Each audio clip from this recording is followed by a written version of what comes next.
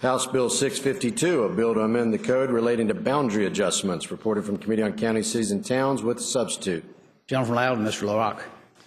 Mr. Speaker, I move to adopt the committee substitute. Questions on adoption of the committee substitute. As many as favor that motion will say aye. Aye. Those opposed, no. The substitute is agreed to. The gentleman from Loudoun. Mr. Speaker, this bill is intended to protect property owners' rights. Properties that are impacted by boundary line adjustments initiated by municipalities.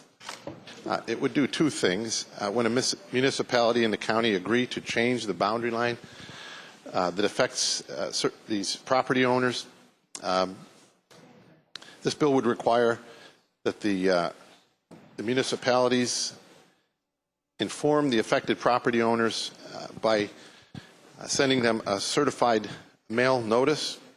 It would also grant the affected parties, the property owners being the affected parties, standing to challenge the adjustment if 1/3 of the affected property owners petition the court for that standing.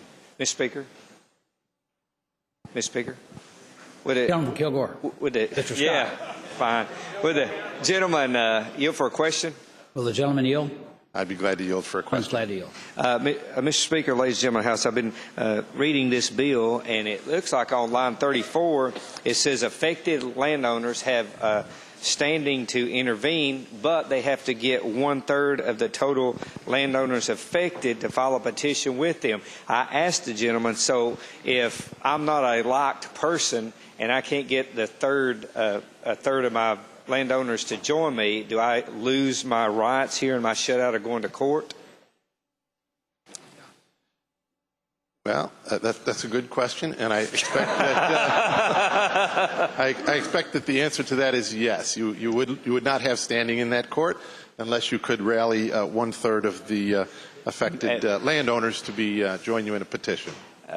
Mr. Speaker, further question. Scott. Mr. Speaker, I would ask the gentleman. We had a issue here about standing yesterday, and I was just wondering if this needed to be referred to courts of justice so we could